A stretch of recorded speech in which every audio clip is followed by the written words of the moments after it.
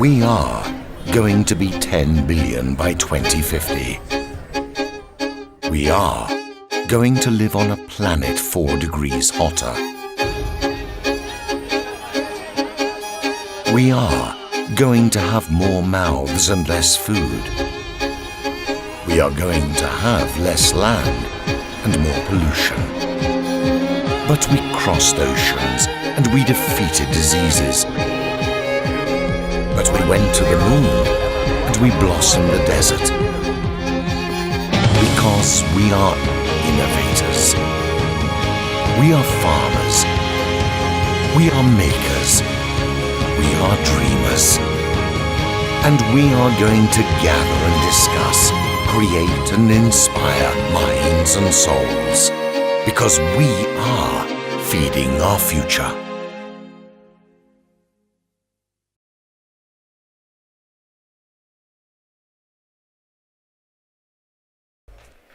Good morning, ladies and gentlemen. My name is Clara, and I'm from the American School of Milan.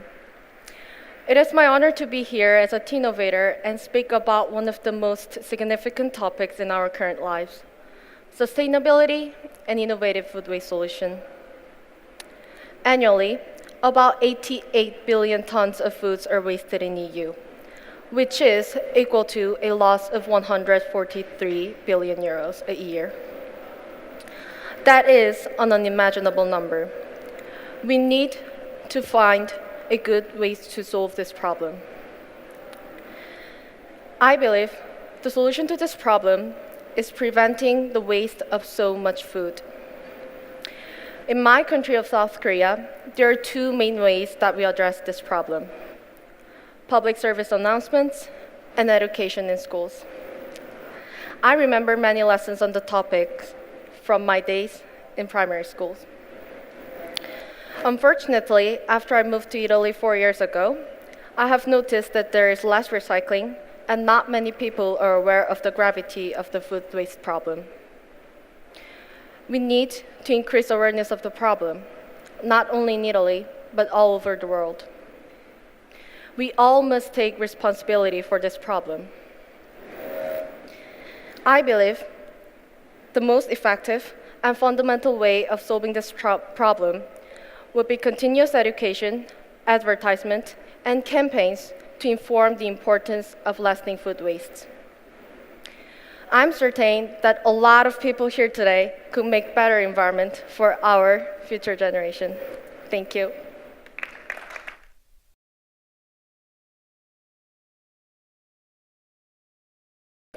My name is Mitchell Davis. I'm the Executive Vice President of the James Beard Foundation, which is an organization in New York City devoted to shaping America's food culture, whether it be through gastronomy and the role that chefs play, through innovative solutions to food system challenges, or by instilling in our food culture in the United States the values that we know to be true and important. The sustainability of our food, the healthfulness and wholesomeness of our food, and the equitable access we have to food.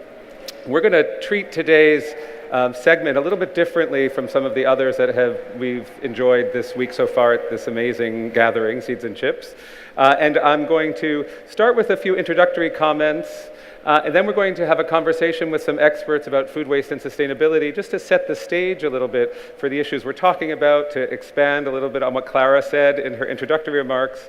And then we're going to hear some case studies of companies that range in scale from among the largest, one of the largest food companies in the world, down to an innovative tech solution to the food waste issue. And I hope in that process, while we grow the conversation here on stage, that we'll really uncover not just the challenges, but the opportunities from a business sense, from an environmental sense, and from a social responsibility sense. So let me just start with a few moments, a few words about the James Beard Foundation and about food in America today. This is James Beard. It is not me 50 years from now, although maybe I'll look like that. And James Beard was largely considered the father of American cuisine, the dean of American cookery. He was born in 1903. He died in 1985. And during his lifetime, He wrote 26 cookbooks, some 5,000 articles, countless recipes, and mentored and taught a generation of Americans, chefs, home cooks, anybody who was interested in food, which was not as many people as today, how to cook, and how to, not just how to cook, but how to think about food. When he died in 1985, friends of his and former students created this organization today, the James Beard Foundation, in his name, in his home, actually, in New York City. And if you come to New York, I would encourage you to come see us on West 12th Street, which is in Greenwich Village, where we operate out of his little townhouse, which now receives some 220 chefs, actually more like 320 chefs a year, cooking an incredible array of meals and experiences that celebrate American cuisine and the cuisines of the world. But in addition to that, the Beard Foundation, after creating the showcase and starting to give awards for chefs, realized that in our changing food world, in this place where gastronomy, on the one hand, is an important celebration, as we even heard President Obama say yesterday, but on the other hand, there are some very serious issues to do with food. And as an organization, about 10 years ago, we decided that we could embark on a way to apply the celebrity of chefs and the influence that chefs have and other leaders in the food system to help make some positive change, as I said at the beginning, to shape food culture. And so recently we've adjusted our mission to this statement, to help making America's food culture more delicious, diverse, and sustainable for everyone. So it's about the joy and pleasure and gastronomic excellence and art of food, but also the sustainability of its production, as we heard President Obama so eloquently talk yesterday about how not just what we eat is good for us, but how what we eat is good for the planet. And also this very key issue that those sorts of values are true for everyone, not just the people who can afford it, but for everybody who has to eat, which happens to be everyone. To do that, and I'll talk very briefly about some things that have happened at the foundation, we began about 8 years ago our own summit in New York, where we brought together leaders from not just the food world, but all sorts of interesting and impactful places. This is Dr. Ellen Stofan, who was the chief scientist for NASA, the American Space Agency, at our conference last year, probably the only one who deserves to use that image of the Earth that is so popular with people who give talks, because NASA, as we think of as getting people to the moon, really they are a communications firm, they send satellites, they do all sorts of incredible things, but food is one of their #1 principal concerns. They can see what is happening literally on the planet at any given time, and the data that they generate is a tremendous resource for people who are dealing with food system issues. So at the Beard Foundation, we try to bring people with very diverse ideas together, and at the root of them are the chefs who, in America these days, as in the world, are really taking charge of some of these food systems issues, not because any little restaurant that serves 12 people dinner is going to have an impact on its own, but because chefs have become these cultural leaders, these icons and influencers, and literally tastemakers. And who better to represent the values of a food system we want to see than a bunch of the most famous people in the world who happen to be in this moment in time our chefs. So Rene Redzepi, chef of a restaurant in Noma, which for many years topped the list of the world's 50 best restaurants, actually just closed and is now doing a little pop-up in Mexico. He made this statement that we take to heart at the James Beard Foundation, that chefs have a new opportunity, perhaps even an obligation, to inform the public about what is good to eat and why.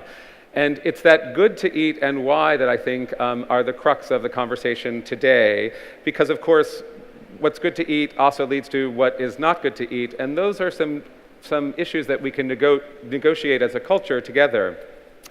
Just a quick thing, that conference I talked about where the chief scientist of NASA spoke led the Beard Foundation to create something called the Chef's Boot Camp for Policy and Change. And this is a photograph of our first boot camp where we took 15 chefs away. In this picture there at Blackberry Farm, which is a spectacular working farm and resort on 20,000 acres in the Smoky Mountains of Tennessee.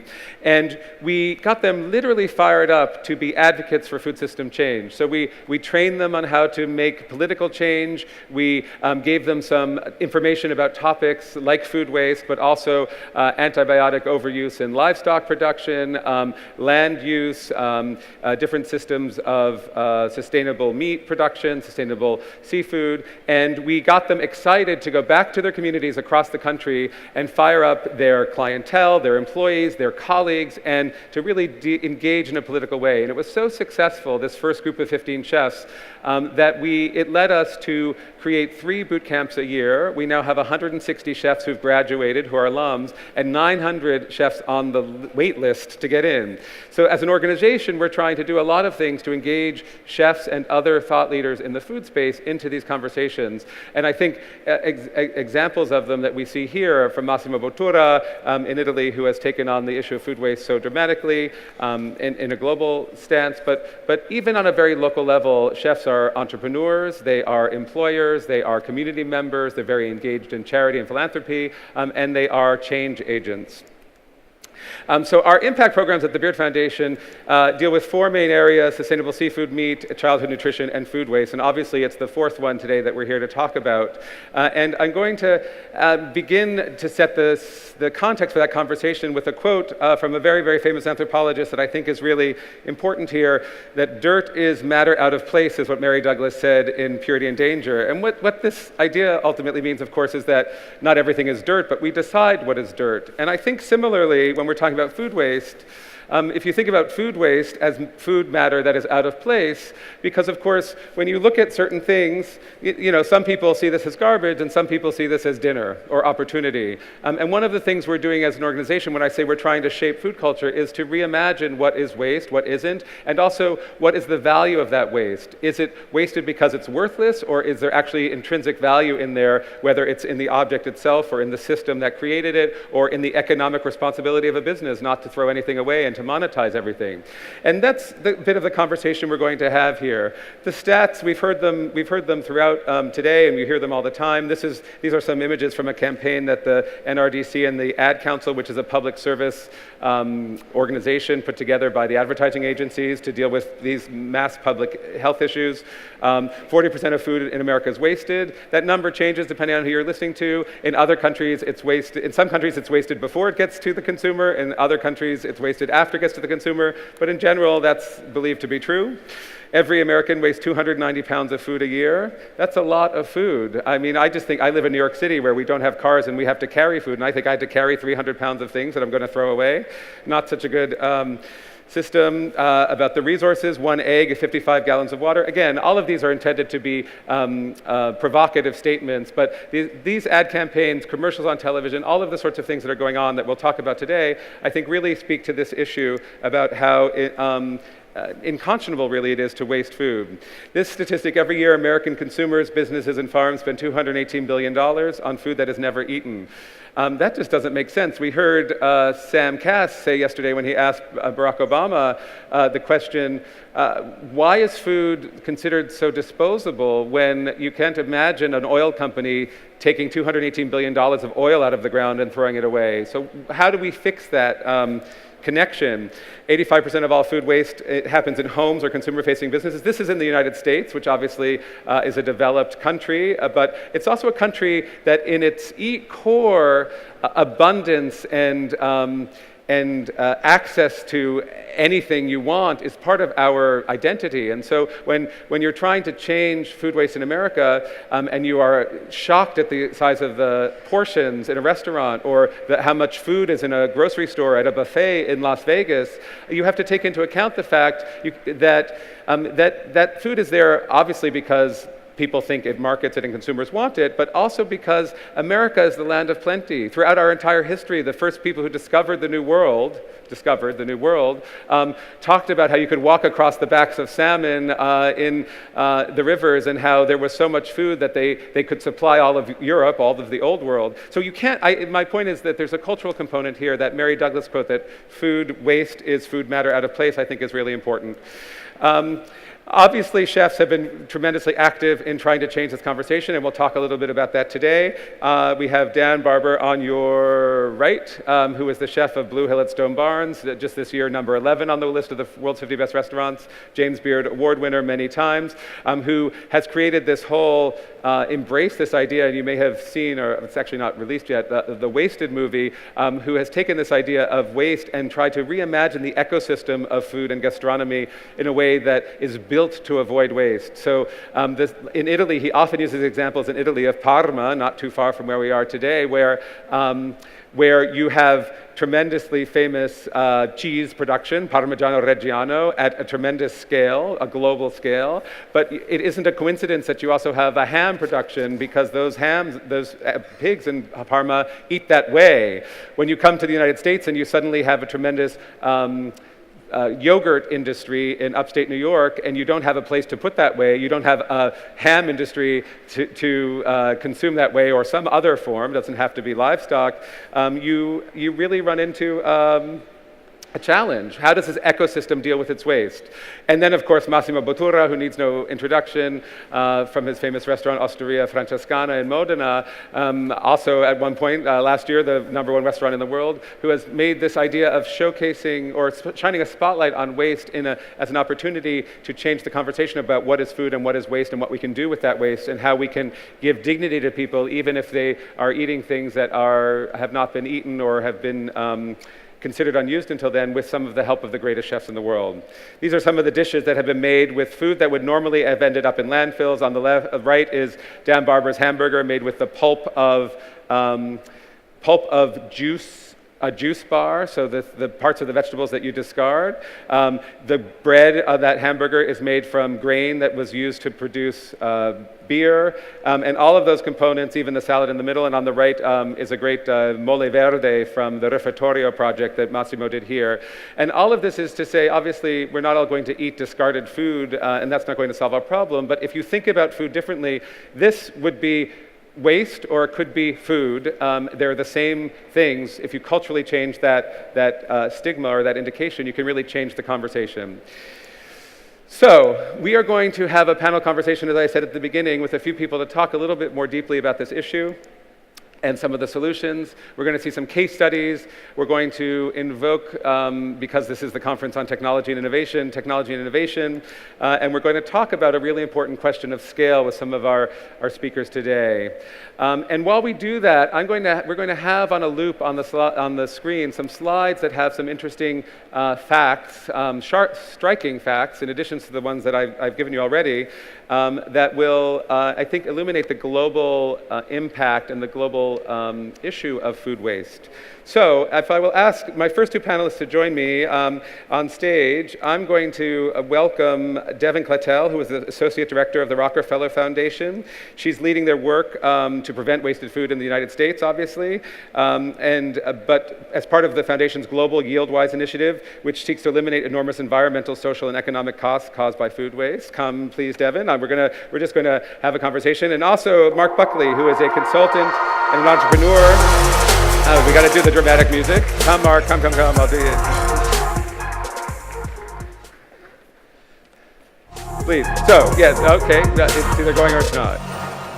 Join me here. Great. And Mark is a consultant and an environmentalist, and he is the CEO and co-founder of Anja, which is, am I pronouncing that correctly? Anya, sorry, I'm not. Sustainable Food and Beverage Production Company. So I want to start with you, Devin. Give us a little bit about why the Rockefeller Foundation, a tremendously influential and important philanthropic organization, really operating in many different public spaces, chose to come into the food waste conversation.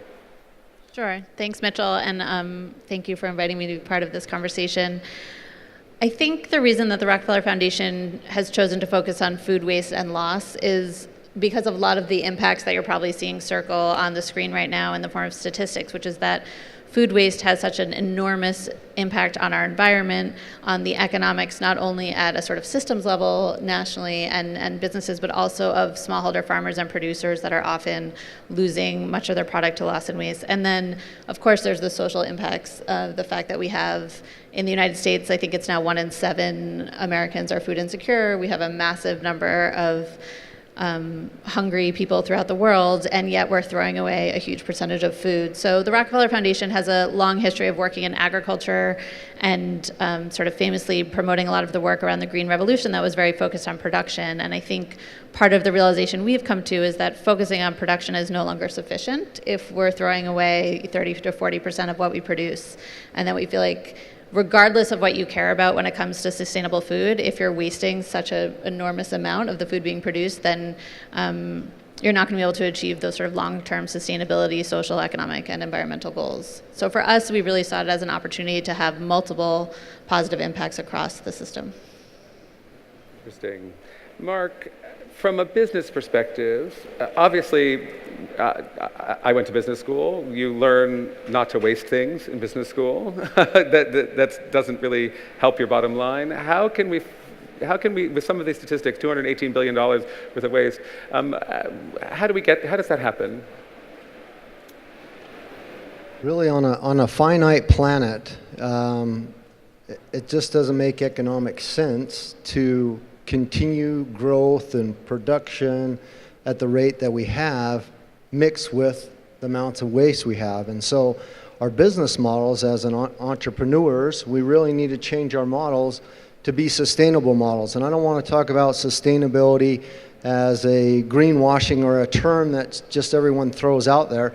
It needs to be built deep into the model so that when you produce products, they're thought out with how does this product be created so that it doesn't become waste, so that it's part of your model with the energy, water, and food nexus, all thought of in one system and built into your business models so that you don't have this waste in the first place.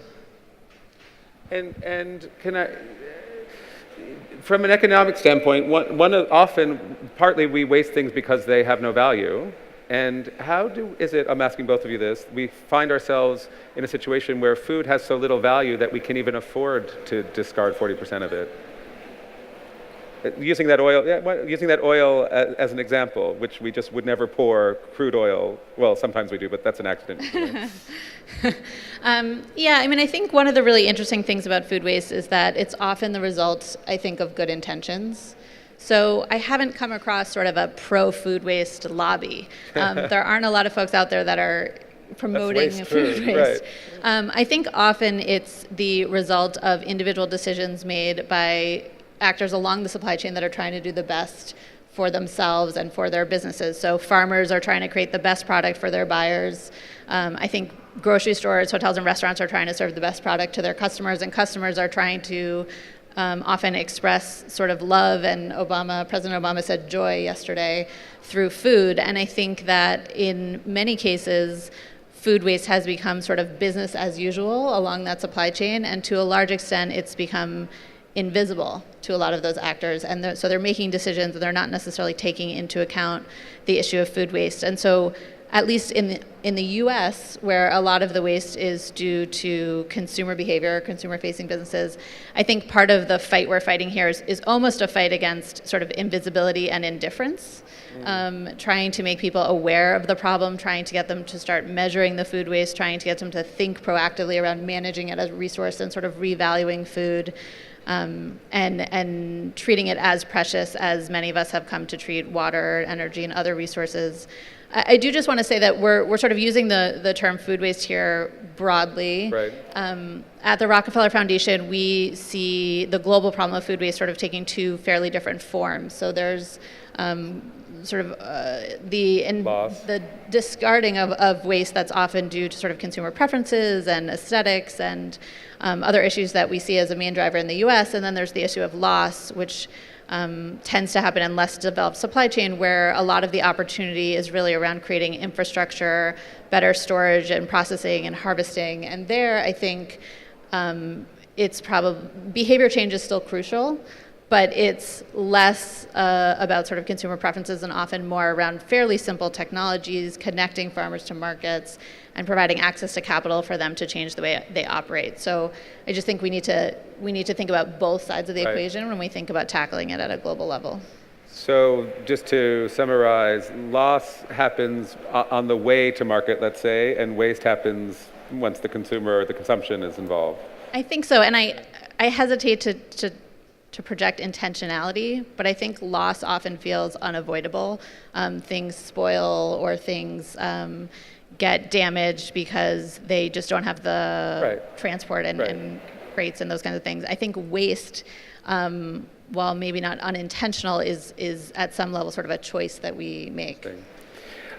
So we often hear talk of this imperative to make food as cheap as possible, which certainly in the United States is part of the conversation around food, and in some ways gets that issue I began with, the equitability of food. And yet we also hear, to your point, Mark, that we aren't paying enough for food because the externalities are not built into that economic system, the economic model of food. Could you comment on that? Yeah, exactly. That's kind of what it's very complex. So we're using the food waste very broad. There's so many factors, and I believe the factor starts in the creation by agriculture, by food production, where before it's even packaged or even presented to someone, that we're already thinking about how can we extend the life of this product, how can we make sure that it doesn't get thrown away. And that's where fair trade, true cost, fair wages, that's where we really pay the true cost of a product. That means the energy, the water, the total production, marketing, logistics, and transport goes into that. And so retail plays a big portion of that. Up until recently, France is a big example. They just said, we're not going to throw food away at a grocery store. If there's produce left, we're going to give it to the poor and homeless. We're going to make sure it gets used. We're going to put it to use instead of throwing it away. It's no longer good to just throw your food away. And so that's one aspect to help with food waste, but it's really about that fair pricing. If it's really cheap, it's easier to buy a couple extras, and then if they spoil, it's not that big of a deal. But really, it's then becomes a 10x waste. So you're not only wasting that food, you're wasting the energy, packaging, water that went into producing that food. And so many faceted education, but we really need to begin at the beginning of how food is brought to us. Devin, given the importance of feeding everybody, and as you mentioned, we have this funny paradox where there's a lot of waste and there's a lot of hunger. But we also have that conversation that I think was so poignant from President Obama yesterday, that in a situation where people don't have enough leads to some political consequences. And the answer of taking the waste from one and feeding the hungry in another seems like a tense dialogue. Could you comment a little bit on the relationship between that waste and hunger? I mean, not to put you on the spot, but you're on the spot. Yeah, I think maybe the first thing to say on that is I don't think anyone's suggesting that we sort of literally take the food from our lunch today and somehow send it to folks that don't have enough food in other parts of the world. Although when we were little, we heard that a lot. We did. We heard that a lot. We heard that a lot. I think the reality is today our food system is global, and so the idea that is that in a global marketplace, if we as Americans, as an example, collectively are consuming less and sort of wasting less along the way, that would make more wholesome food available to others on the global market. So I don't think it's a direct one-to-one.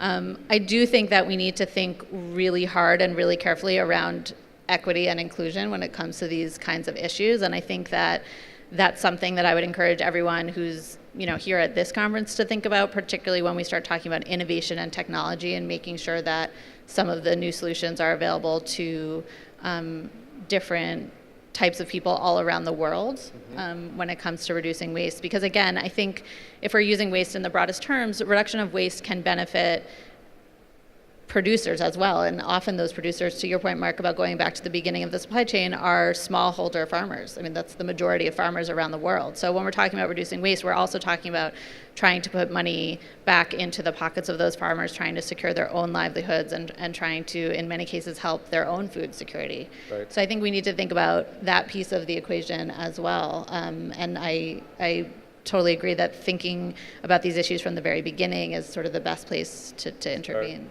There's some old farming practices called gleaning, where basically the products that can't be sold to the grocery are basically gleaned off and given to the local community. They're cooked, they're dehydrated, because it's okay to process ugly food if it's not visible or being seen, as if it's transformed. And so there are methods out there, but we've kind of forgotten that a little bit. And then there's other processes that where the farms or agriculture ships that to the border to go to the U.S., to go to other countries, and it's turned away at the border, and instead of sending it back to the farm or to the country that has starving and hungry people, it's disposed of at the border because it's ugly fruit, the curve isn't right, it's not long enough, things like that. And so we really want to think of that as well, but it's many-faceted, very complex. Sure. So. And let's, in the few minutes we have left for this part of the program, let's switch to what we heard so much talk about yesterday also, and that is the impact of food production and, by extension, food waste or loss on climate change, something that we don't always associate. It's hard enough to imagine how what I eat or don't eat will impact those who are hungry, but how I will eat or don't eat impacts the planet and the climate and the environment in the next 20 years, I think is a bigger switch. Could you comment a little bit on the role that waste plays or the wastefulness of food production? Sure. I mean, I think we heard a lot yesterday from Sam Kass and President Obama about the just extractive nature of food production generally around the world when it comes to water and land use and all the fertilizers and other inputs that we put into food. And the fact that we're then throwing away not just 40% of those inputs, but also all the other resources, which I think you alluded to, Mark, that are used to transport and process and package that food when it gets to sort of the end of its life is a massive drain on the planet. I think one of the lesser known facts about food waste is that food in landfills is a massive emitter of methane and other greenhouse gases, and I think people just don't know enough about that. People often assume that throwing food away, that it'll sort of decompose in a landfill the same way it might in a compost bin. You mentioned the Wasted documentary, which we're very excited to have premiered a couple of weeks ago at Tribeca, and one of the most shocking parts for viewers of that movie, I think, is that they sort of do a beat on the street segment where they interview folks and ask them how long they think it takes a head of lettuce to decompose in a landfill. And it takes 25 years for a head of lettuce. So I just think people, again, it's sort of a visibility issue. People don't think about what happens to the food once it gets disposed of, but that's actually one of the major environmental drivers. And I would just say one thing we're finding in our work in the US with not just with companies, but also with cities and municipalities, is that as cities are starting to get to GHG goals and other goals, they're increasingly looking to managing food waste as one opportunity area around that. Can you say what a GHG goal is? Greenhouse gas emission goal. Right. Mark, thoughts about the climate piece of this? Yeah, the biggest thing is we talk a lot about fossil fuels and how and energy is the big impactor for climate change. And really, the stats are out that every human eats, everybody needs food, and agriculture, food and beverage production is really, truly the biggest emitter of greenhouse gas emissions and the cause of climate change, more so than the energy factor, because you now figure in it affects our health, it affects our diet, obesity, asthma, but also the logistics. We're using fossil fuels to transport those goods, shipping, trucking. We're not using clean energy, and so it's really one of the major impacts that every person touches in the world, whether you're poor or whether you're in a developed country that has great food options.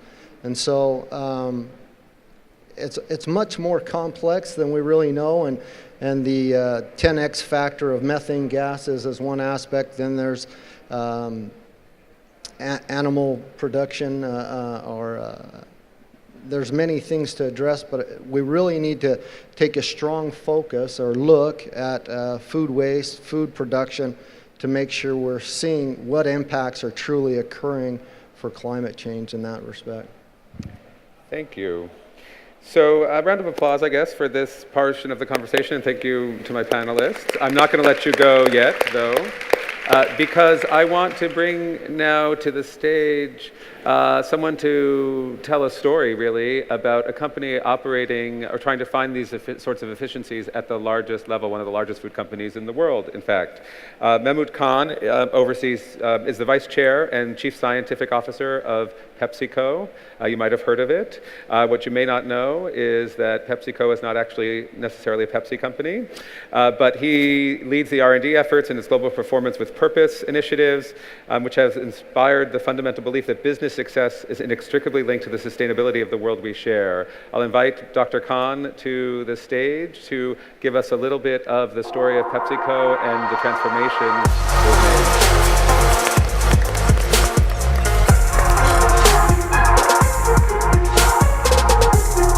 Good morning. You've heard a lot about the rationale to prevent food waste. You've heard about the impact of food waste on our planet. I'm not going to reiterate that. I'll re-emphasize a couple of points. But what I thought I'd do after hearing this conversation is share with you and take more of a systems approach. And let me just give you some context. PepsiCo, of course, everybody in this room I'm sure has heard of. We operate on just about every country and territory in the planet except for 2. We have about 1.5 billion consumers every day will consume one of our products every 24 hours. We understand about reach, logistics, production. But there's some challenges our industry is facing. And those challenges are not just the fact that our population is rising on the planet. We keep hearing the statistic, 7 billion to 9.5 billion. We all get that. But somewhere around 50% of the world's population today lives in cities. By 2050, when it's 9.5 billion, 70% of the world's population is going to be living in cities. That's about 7 billion people. So the population equal to the entire planet's population today will have migrated into cities, most of those megacities. Of those megacities, there's probably a couple in the developed world. All the others will be in the developing world. Asia, Africa, across the world, right? Now, what's that got to do with food waste and efficiency? Well, our global food supply system, which in essence I'll summarize in 3 words, it's making food, it's moving food, and then it's selling the food, right? And by the way, about 95 to 98% of the world's population buys its food from the private sector. This is not a governmental enterprise. The entire planet buys its food from entrepreneurs, private sector food companies. So the challenge for the private sector from the operating side is that you have 7 billion people living in cities. Let me give you a little logistics question. If you take a mega city and you have 20, 30, 40 million people living in that city, they're not growing their own food. If you go back 100 years, the distance between where food was produced and where food was consumed could be measured in meters, maybe a kilometer. You produced it, you consumed it. When 7 billion people live in a city of 10, 20, 30, 40 million people, the distance today between where food is produced and where it's consumed went from miles to tens of miles to hundreds of miles and now thousands of miles. In this world, we have 2 questions. One, there is the carbon footprint that you alluded to, the logistics, the scale needed the uniformity needed in order to be able to feed that population. But the second is that as you actually now try and deliver food into those cities, try driving your car from the perimeter of Sao Paulo, Shanghai, London, Manhattan. You pick the city, and a delivery vehicle can spend 8 to 10 hours cutting across that city, delivering its product. And one of the most commonly delivered products is food. So this isn't simply going to be solved by us trying to grow our food in our little window boxes or on our wall in our apartment. You can't feed 40 million people like that. You can't do it in Manhattan, you can't do it in Shanghai, you cannot do it in any major city. So the first thing about this food waste efficiency that I want to throw out there is the fact that if we do not think about the system, the logistics, and all the applications, we cannot solve this problem. So let me start with the make side of the equation. When we think about making, I'm talking about everything from starting with the breeding of the varieties of foods that we create, our staples. Have we bred them not only for yield and taste and texture and desirability? Have we bred them for storage ability? Have we bred them for distribution capability? Do we know that they'll survive in the supply chain? Will the potato survive? Will the apple survive? Can we get the fruit and the vegetables and the grains to where we need to get them? The second is as we process them, and I heard two of you use the word process repeatedly, which is great, because baking bread is processing, but for somehow we've not been able to educate the consumer that processing is actually a good thing, not a bad thing. Processed food is what we do every day. We do not, when you cook, you process the food. You convert a staple, a grain, a fruit, or a vegetable, into a new form. That is, from a scientific point of view, a process. You changed it. One of the advantages of processing is food stability. It stabilizes the food from decomposition. It gives it enough of a shelf life. You can actually eat beyond the time that you prepared it. The third piece in this, which hasn't been touched on, is the role of packaging. Packaging adds protection. It actually makes the food safer from microbiological contamination, but it also adds waste to our landfills. Can we figure out environmentally friendly packaging that is also acceptable from a food composition point of view, from a food safety point of view, and yet has ultimately a zero footprint on the planet? How do we think about that in this food equation? And then thirdly, I'm not going to touch on educating the consumer. I know this is a big interest of yours, but how do we bring all this together? So that's the logistics side of it for a minute. But if we are going to feed 2.5 billion more mouths, we're going to have to do two sides of this efficiency equation. One is, yes, waste less of the food we produce, and we could probably feed all billion people on the planet today that are hungry just by cutting our food waste by half. The number sounds easy. But let's take a look at the infrastructure that you raised earlier and said, okay, in the emerging markets, in the developing world, which is where most of the demand for food is going to be, right? That's the vast majority of the demand for food is actually not going to be happening in North America and Western Europe. It's in Africa, Asia, and South America. If we were to install chill distribution and storage systems equivalent to the ones we've done in North America and Western Europe, what do you think is going to happen to the carbon footprint of the energy used by cold storage?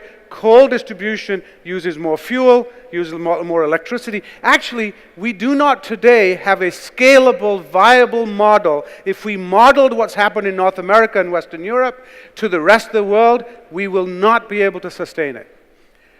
Now, the good news, by the way, for those of you in the audience, I hope I have several entrepreneurs in this audience, there is a huge amount of opportunity. I have a lot of optimism in this, because where these challenges occur is the nexus between those of us who operate in scales and systems versus the entrepreneurs that come up, experiment, have the courage and the energy and the passion to come up with, I think I have a solution to figure this out, and the marriage of these two systems actually will create the ideas and the opportunities. So if you're thinking about it, what are those varieties? What are the packaging systems? What are the new processing technologies of the future that are scalable and yet retain nutrients? Today, we haven't got the optimal processing capabilities that do retain all the nutrients. How do we do that? How do we distribute food and store food in a manner that actually does not worsen the carbon footprint? How do we grow food in a manner that is viable and sustainable? Now, let me give you an example. We at PepsiCo, and my team and our operations team, posed a question about 5 years ago. And we said, if we were to take every known technology that exists today, and I'm not talking about inventing anything new, take existing know-how and just do a simple experiment where we take all the know-how we have and bring it to bear and implement it. So not worry about inventing anything, but actually implement what we know today. We identified potato farms in the southeast of England, around the city of Cambridge. We partnered with a department of the United Nations, a technology database company, and we put together an implementation of latest technologies which included mapping out and using smart data and GPS technology, mapping out the fields, uses the latest irrigation technologies, using the latest weather prediction models, did precision agriculture, and we drew a line in the sand and we said, we're going to cut water use and greenhouse gas production by 50%. 50% in 60 months. And not reduce farm yield, but ideally increase it. It was one of those moonshots. If we could cut water use by half, remember 80% of the world's fresh water used today is used in the production of food. 80%. But if we could cut it on our fields by half in the southeast of England in 5 years. A few months ago, the data came in. We actually achieved a 50% reduction in water use and greenhouse gas production on those farms. This has been reported, audited by the United Nations and the University of Cambridge. It was a partnership, and I'll come back to why partnerships are important. What does that tell us? It tells us even if we were half as good as that scaled pilot, these are real operating farms. And by the way, if some of you want to see that, we have a video running over at the Pepsi booth where you can actually see these farms in this new way of agriculture. What does that tell us? It tells us if we stopped inventing and just implemented, which means know-how, capital, and the political will to deliver and do what we know how to do, think of what we just would do to the footprint of the planet today. What will it take to do that? It will take multiple stakeholders. In the example I just gave you, it took a startup tech company, it took a digital company, it took a big data company, it took a scale company like PepsiCo, and it took an academic center like the University of Cambridge and their agronomy department, working together with one moonshot, cut water use by half. That singular goal was achievable. So I have an optimistic view on this. When we all work together, we can deliver. But if we sit on opposite sides of the table, pointing fingers as who's the problem, I assure you, 10 years from now, we'll be still having these forums and we will not have progressed. No one part of the sector, government, academic, private, and NGO, has the answers. I don't care how activist you are or non-activist you are, you're not going to solve it. So, what about scaling what I just said to you? So that's we call that the Sustainable Farming Initiative. We started then scaling this up. 5 years into it, we now have mapped out and have data coming in from 800,000 acres of farming, representing 28,000 farmers in 15 countries. We're across political boundaries, we're across different farming systems. Our aspiration is to take this up to 3 million acres across 30 countries, representing tens of thousands of farmers. Working with the UN, the UN is housing this database. We're putting it into this pre-competitive space because I don't believe that any one political body can recreate a data set like this. But the power of a data set like this, which is showing us farm practices, fertilizer use, pesticide use, nitrogen use, water use, energy use, yields, and, let me finish, labor practices. We've asked and have started to map use of children, paid labor, all of the things that are concerns to us from a supply chain point of view, living in one data set so that we can learn. Now you might say, what is the incentive of the farmer in all of this? Because one of the things we know in if you don't incentivize the farmer to change their behavior, why would they do it? Well, because they have access not only to their own data, they have access to related data in their region of similar producers. They actually know where on the distribution curve they fit.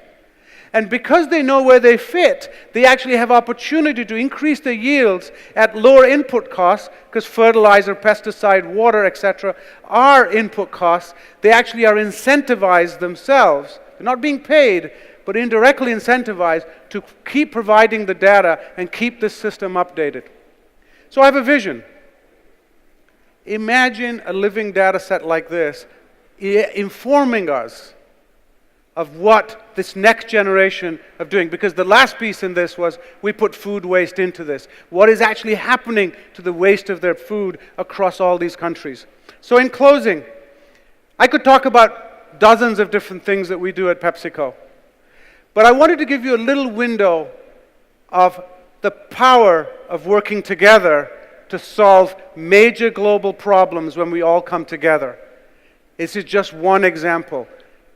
In the last 8 years, I've had the opportunity to sign over 50 partnerships with universities, tech startups, technology companies, true partnerships such that if you go to the University of Minnesota, Cambridge, Saskatchewan, across this, you're going to find Pepsi scientists now working on campus, collaborating with professors and faculty, working within tech companies so that we're one ecosystem of innovation and ideology. Thank you very much. I'll hopefully get questions. Thank you so much. Fascinating. I'll take a few minutes, since we can't do audience questions, just to continue the conversation. You have said so many provocative things and important things. And one thing I want to ask, you mentioned that there's an imperative for farmers to participate, and the response is so positive. Is this, what you've just described, is this something the consumer needs to know, the consumer will support? And by that, of course, we mean pay another penny or another 5 cents or whatever it is that we're talking about. And if not, how can we help motivate that change, that push? So I think if you generally look into this, consumers in general all will tell you, yes, I want more sustainable food. I want to make sure everybody has an equitable return, etc. No question, nobody will disagree with that. We have another challenge, though, and I think you touched on it. In the US alone, there are somewhere between 50 to 60 million Americans who are now living on subsidized food. About 30 million are on welfare, what we call SNAP, or food stamps. Another 10 to 20 million based on charities. When a fifth of our population is living on subsidized food, which is, by the way, $4 per meal per day, $4. You know what? The question you asked, unfortunately, is not at the top of their mind. And somehow, we, the experts, live in our bubble of what is, quote, right for the world. I've had the chance of going down, and I used to practice medicine in an inner city as well. You actually sit down with a mother who's got 3 kids and she's got $12 to feed her 3 children. It's a different question on top of our mind. Right. And that's what we have to crack. How do we educate, but also, how do we provide, accessibility to food is not just available on the supermarket shelf, but can they actually buy it? The same problem is true, I'm sure, across many cities in Europe, the United Kingdom, and of course, people think of this access issue as an emerging world problem. It's happening in our cities. And I guess in some ways, I wonder, does it even matter? Because were you able to find the efficiencies you've described to sustain the model? One of the imperatives I know for large food companies in the environmental issues is you need to ensure a supply chain 25 years from now, not just the logistics and distribution network.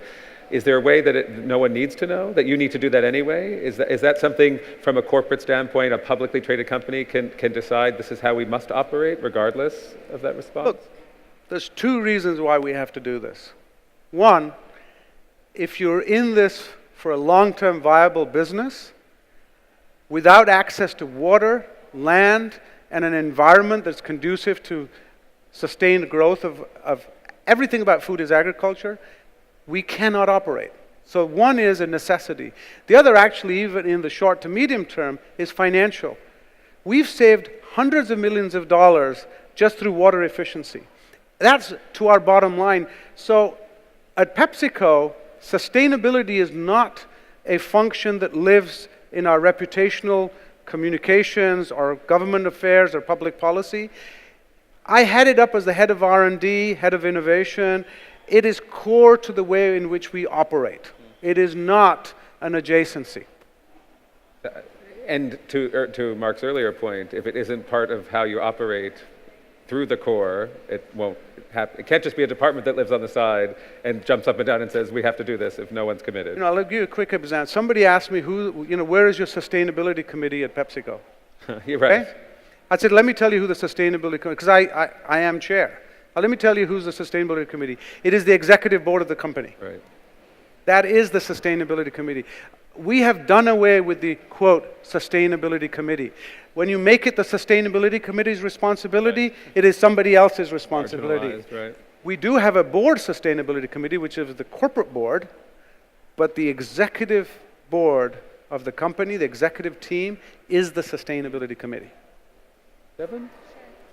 So you touched a little bit on the issue in the U.S., at least, that we have a significant chunk of the population that's food insecure, and often those are families and children. And we also know that we have an increasing health and obesity crisis in the U.S. and in other developed markets. And one thing we think about when we think about food waste is that often foods that are wasted tend to be more perishable, healthier foods like produce and fruits, vegetables, and even meat and dairy.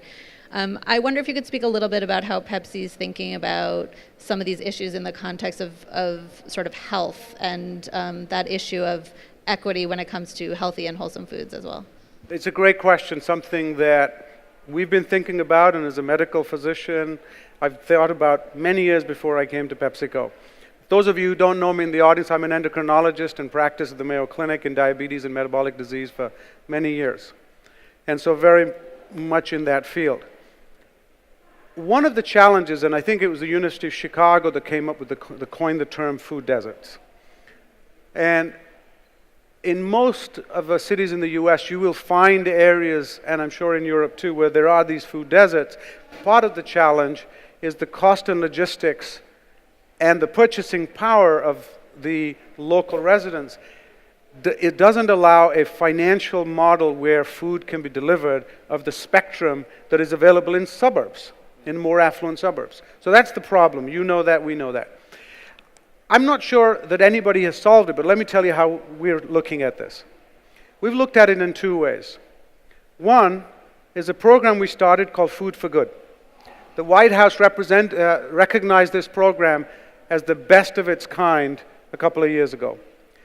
One of our employees came up with the observation that during the summer, school children living in these inner cities actually no longer get a full meal all day, because their full whole meal during the school year is actually the school lunch. When the 12 weeks of summer come, they lose it. But we are distributing, and our drivers are there. So we developed a portfolio of food, dairy, fruits, of course, grains, that was USDA certified, and started delivering this to those inner cities, and we called the program Food for Good. We started in one city, and we had a few 10,000 meals delivered. 5 years later, we're in more than a dozen cities in the US. We have 10 million plus meals delivered, and demand is continuing to grow with amazing engagement of our employees, because many of them are volunteers, amazing capability of these drivers who drive for us in the summer, who've now progressed from that to becoming full-time employees. They've developed a work schedule. And the other is the R&D team has been working to figure out low-cost innovation that can bring the cost of cooling, because you've got to deliver this, in the middle of July in Dallas, it's hot. And so how do you get dairy without a refrigerated truck? Because the system that's one example. Others, I hope, and we're now looking and talking with a couple of European country governments to try and bring that program now outside the US. It's a pilot, but it's already much bigger than what you might think about as a pilot. So that's the giving into the community. On the commercial side, we launched a program called called Hello Goodness. You'll see it displayed. The challenge we had there was, look, we know how to do vending machines. The problem with vending machines, of course, is you can put shelf-stable products in there, but the healthier products need a cool distribution system, but also a cooler that allows it. But these places can't afford multiple coolers. So we designed the vending capability that will house mixtures of products. So we put Sabra hummus in there. We put whole grain products in there, Quaker products in there, juice in there, along with the upper end, a mixture, so that now you've got options in these inner cities, because many times instead of a grocery store, these people are shopping at the gas station. Can we put some access? And we call that program Hello Goodness. It's the first step. I can tell you without disclosing, we have version 2 already under development, version 3 under development, and it's not just a little show and tell. We committed to rolling out 20,000 of those machines in these food access limited areas. Fascinating. Another round of applause, I think, for Dr. Khan. What an interesting and important work. And now we're going to go to the other side of the spectrum of size and scale, that is. And I'm actually going to bring up Mark Zorns, because we're talking about logistics, we're talking about data, and I just want to carry that conversation a little bit. Mark is a former manager from McKinsey. I'll wait for the music. Thank you. A former manager from McKinsey, sure, take a seat. And but he created a company in working on a report really about this very topic, the wastefulness in our system of food production, not just of food, but of water and other inputs. He decided to create his own company called Winnow, which builds technology to help chefs run their kitchens more efficiently. And from the ridiculous to the sublime in some way, from one of the largest food companies in the world to a small little independent restaurant run by a little chef serving however many meals. Tell us a little bit about your story and what you contribute to this conversation with Winnow, the solution. Sure, I may actually stand up a bit for this too. Sure, that's what I was. Okay, so good morning, everyone. My name is Mark. I founded a company called Winnow. At Winnow, we believe that food is too valuable to waste. As Mitchell said, I sort of got the inspiration for founding Winnow while working at McKinsey & Company out of London. We were trying to answer the question of what are the big resource issues that the world's going to face over the next 20 years, both with the population boom, but also the huge boom in middle class and people moving to cities that was so adequately highlighted by Dr. Khan. So at Winnow, what we do is we put technology into kitchens to help them monitor, analyze, and then prevent food waste. The way we do that is we put a set of scales that sits underneath where they throw food away. As they throw food away, we make it a very simple process for them to record what it was that was wasted, why it was wasted, and then we play that value back to staff. That's the first way that we drive change, because effectively, when you make awareness of what is being thrown away by those staff, they become to be more mindful of what they're throwing away, and then they then tend to reduce that. We then take that information, feed it up to the cloud, and then give reports back to the executive chef, to the culinary team, and then to regional managers to be able to help them understand what they can do to drive change, both from a production planning perspective, but also from what we're now seeing with the sites that have been using Winnow for over 12 months. Really, it's a question about menu engineering and how they design their offer in such a way that they can give a really high quality offer while minimizing waste at the same time. We believe that our technology works really well because it's very, very simple to use, touchscreen interface, lots of pictures. We have timed how long it takes for our system to be used in even the largest kitchens that serve 10 to 20,000 meals a day, and it's really a matter of minutes. In fact, we know for a fact that the kitchens that use our technology save more time in not making the food that they would have thrown away than they invested any time in actually recording the waste itself. I guess just to tell a little bit about our story, we were founded 3.5 years ago in London. We first started working actually out of the McKinsey staff restaurant because I was really just curious about why food waste was actually happening. And I saran wrapped a tablet to a scale and just told the chefs to just record what was being thrown away. I went with a USB stick, created some reports, and showed them the waste. And they said, well, that's a lot. And I said, well, why don't you change some things? And pretty quickly, they cut it by 70%. At that point, we knew that we knew something. So I went to Compass Group, which was is the largest food service company in the world, said, I think we have something, I want to try this in a couple of your kitchens. They took a punt with us, put us into Credit Suisse staff restaurant and a few other staff restaurants in Canary Wharf. We did the same thing for them again, showed them the economic opportunity behind it, and then began to scale from there. The basic numbers for kitchens is that they throw away, typically what we find is anywhere between around 10 to 20% of the food they buy, and about 2/3 of that food waste in our target market is before it even gets to a plate.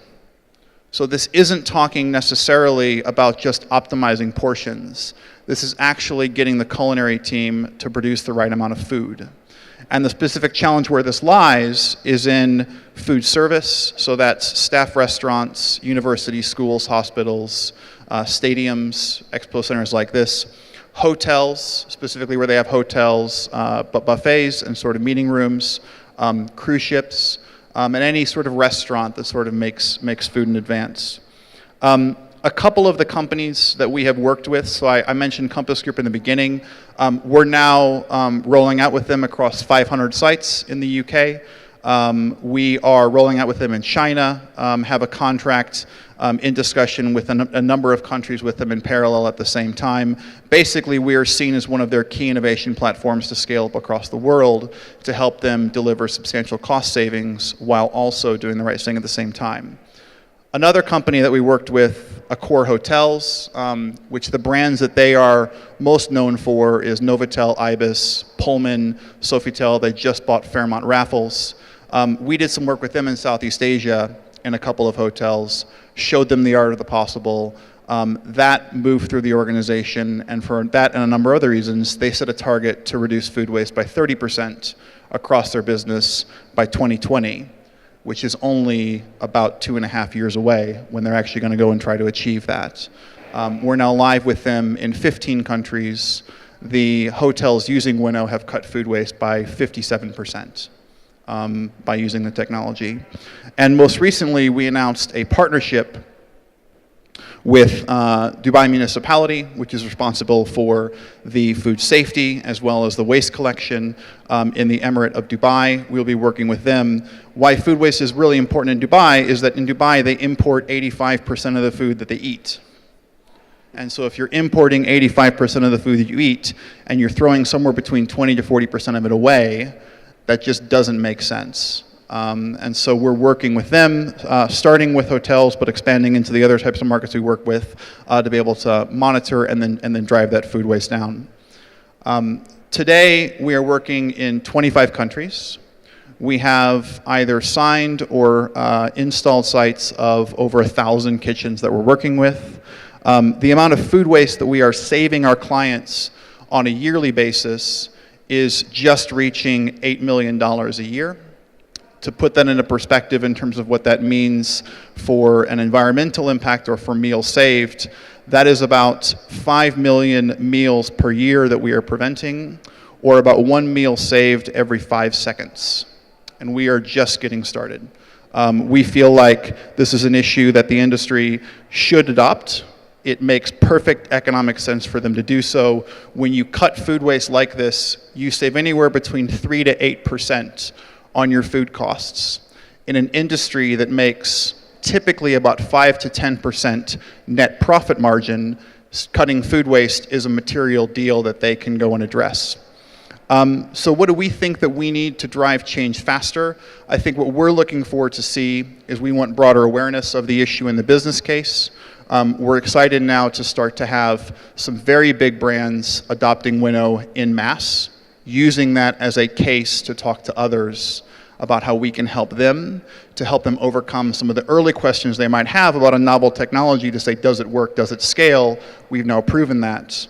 And then the second thing is to start to encourage more companies to set targets.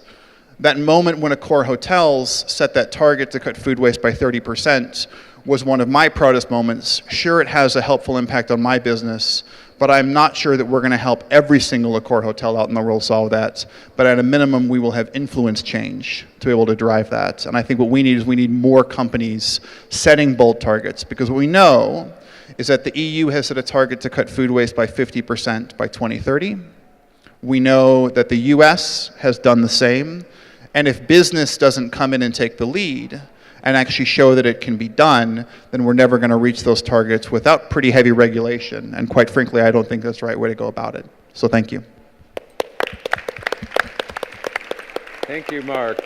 And before we sort of have a concluding conversation, I'm going to invite up Jody Levy, who is the co-founder and creative director of Watermelon Water, without any vowels, so that'll be hard for the Italian audience to pronounce.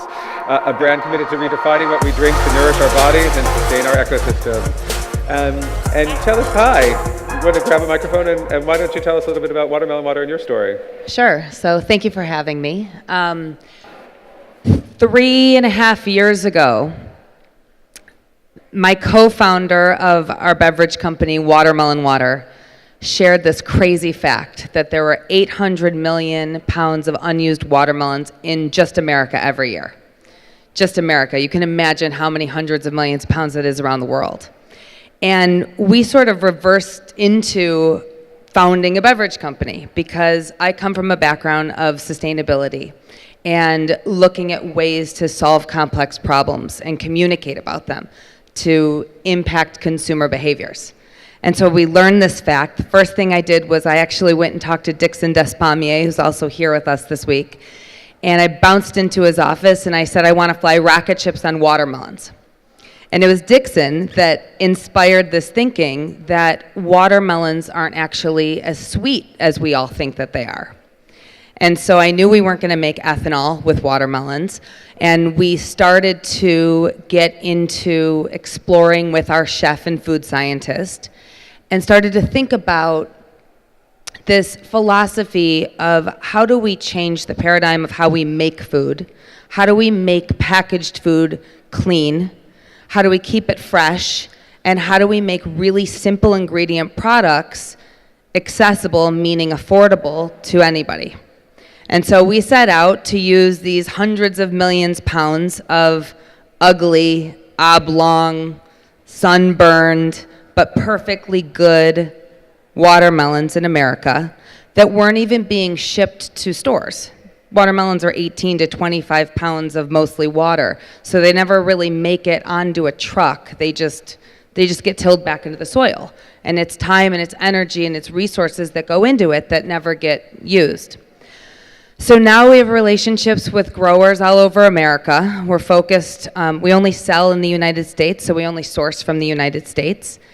And we've cut this waste to, almost nothing. We work with all these different farmers from around the country, and we focus on best practices of social and sustainable impact all the way from the farm to the bottle. And Watermelon Water happens to be a highly, highly functional hydration beverage. We press everything but the skin. There's a bunch of benefits in the rind of watermelon that help athletes and everyday athletes kind of enhance their game and feel good. And the only ingredients are watermelon and lemon, and we actually have less sugar than most juices in the world, coconut water, and a lot of the beverages on the market. So that's kind of our microcosm of going from waste to product. Thank you. So in the last few minutes, I'd like us to try to have not quite an easy conversation with so many people, but we heard a lot of similar themes from the very beginning. As we have some feedback, we heard the need to be thinking about from the very beginning of a production model or a business plan or an idea to grow anything, what we're going to do to alleviate waste throughout the system. We heard the value of shining a spotlight on the waste so that people in that system or who consume those products are cognizant of the issue.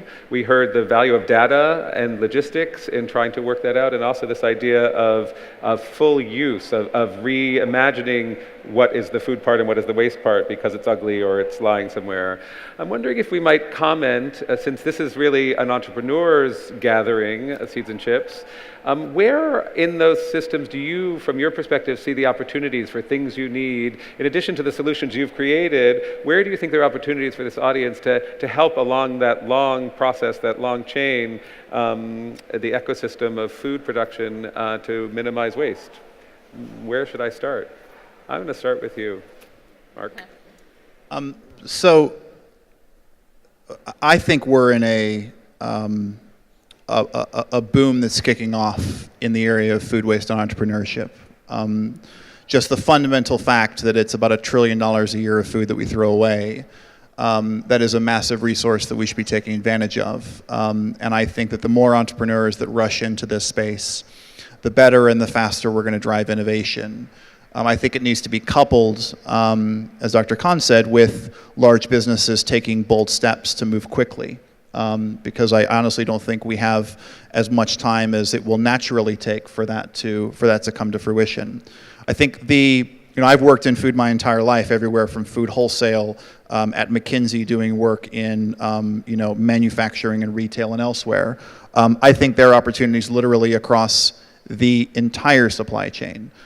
What I know the most about is that there are areas in warehousing where food gets stuck because ads are miscalculated or because products get discontinued, and being able to sell that product in an easy way is a market that can be created. And so I think that there's a general theme around creating markets for food that would have otherwise been wasted to prevent that. And there are examples of that today, of companies like Too Good To Go that are selling food at restaurants that they would have otherwise thrown away. There are startups looking up the supply chain to do that, and I think that's just a great opportunity to create efficiency. I also think those companies can grow quickly because every company wants to chase a way to sort of drive more revenue, which is a positive aspect of that. I think there are tremendous opportunities in efficiency. We focus on commercial kitchens because they're basically run on pen and paper. They're the most populous, if you think about it, the most populous factory in the world, and run the same way that we used to run them back in the dark ages. And so there's a tremendous opportunity for technology to come in there and drive change. But where I think the most change needs to be driven, but we are seeing the least innovation, is actually in the home. In the U.S., 40% of the food that is wasted goes into the home or comes from the home. It's the exact same thing in other developed markets. It is waste. It is a choice. And the reason I say that is because in emerging markets, what they buy, they typically eat. And so that's not the problem that they have. But ways to make consumers more aware of what they're wasting, ways to drive better purchasing patterns, ways to reward people for making the right buying decisions, is a massive opportunity if someone can crack that. And I think it would be exciting when I see that. Other opportunities you see along the system? Comments? Yeah. Yeah, I think to the point that you just made, and something that Sam Cass and Barack Obama spoke about yesterday, is we have a huge opportunity to educate people. And I think that as a very small but mighty startup that I'm in, and hearing, some of the bigger initiatives that are going on with the biggest companies on the globe, there's a really interesting place where the consumers now that are growing up, they're younger and they're making buying decisions and they're influencing their parents. Those are the consumers we're all looking to communicate with. And they care about these things. They care about these issues. And if we can get the younger people to really understand it, even if it's as simple as a compact fluorescent light bulb was to the environmental movement 10 years ago, and then stages beyond that, that's where these things start to make impact, and it can happen quickly. And if we work within the educational systems and we work within the homes, I think that that becomes really interesting, and we can together, that's where this combination of entrepreneurial thinking, design thinking, engineering, problem solving, and the bigger companies have huge opportunity. Maybe just to add, to build on what's been said, a couple of other examples. Again, thinking about the entrepreneur. If you think about the post-consumer waste in the developed world, we throw away most of our food because we think it's expired. There's a date there, and heaven knows no matter what I tell my wife about that date, when it hits that, she's not feeding it to our grandchild. It's done. And yeah, it doesn't mean say the day before it was fine and the day after it's no longer fit for human consumption. We have to rethink everything from the regulatory aspect of what that date means to ultimately the date depends on how the food was handled and stored. Okay? We have a uniform blanket approach to this. We no longer can. Modern technology should be able to tell us if that product is still viable or not.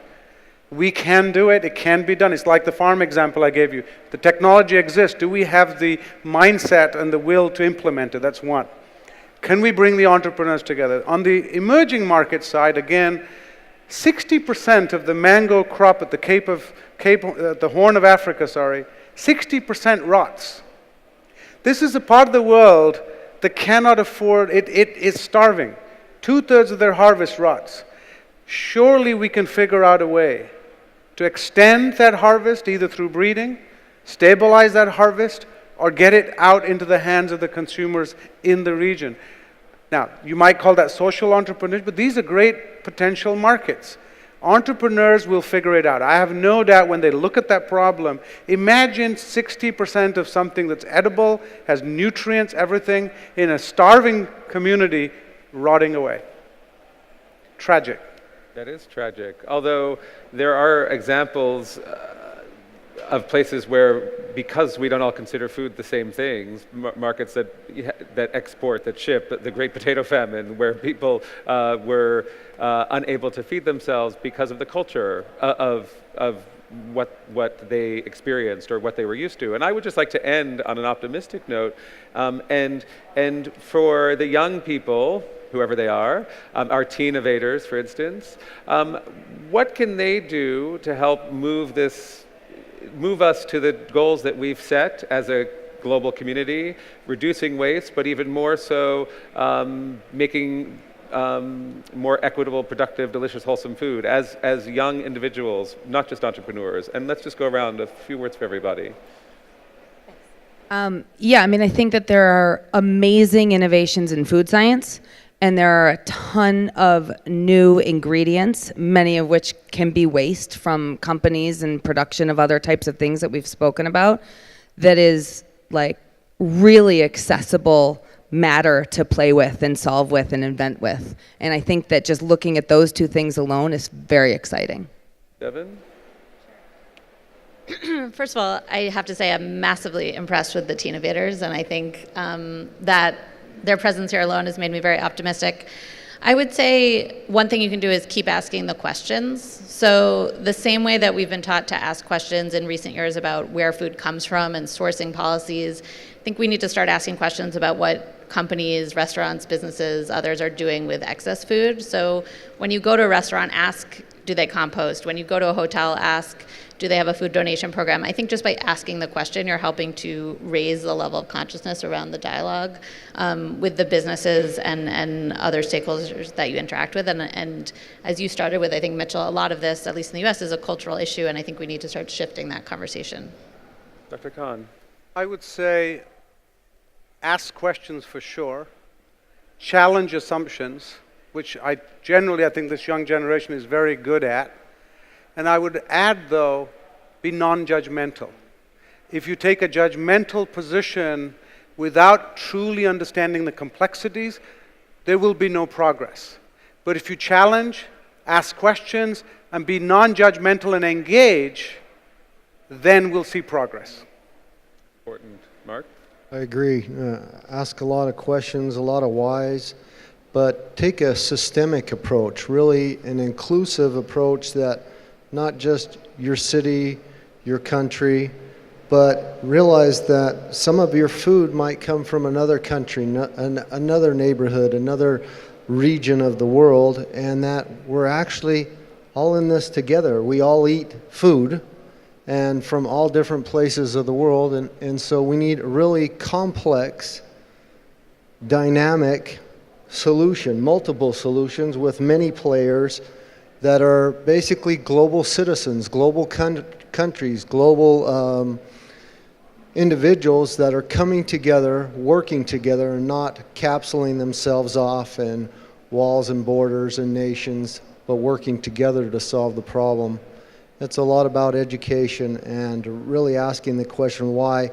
Let's apply the innovations that are already in existence, and then if they don't work, let's move to some innovations. But there's a lot of things that have been around for a long time that we've never put into use. If we did, we'd already see immediate 50% innovations, 50% improvements. So. And Mark? If you've got an idea and you've got something that you want to build, go build it. And you know, my encouragement on that, it just comes from the fact that this is such a large problem. I mean, food waste, as Tristram Stewart, who was one of the original people that highlighted this issue, very wisely said, food waste is the vulnerable underbelly of our food system. It's something that everybody agrees is broken, but there's a whole lot about our food system that has to evolve over the next 20 to 30 years. And going and building something that's going to address that is an enormous opportunity. I think it's a great time to be a young person to go on and build that. If you don't have an idea, but you're still passionate about the issue, commit and really just get involved, because there's a lot of work to do, and the young energy that you guys have is something that's desperately needed. Well, I want to thank you for a fascinating conversation, an important conversation, and thank you for all the work that you do to help change. It's a big world out there. There's a lot of food and a lot of people, and on behalf of all of them, really, thank you all.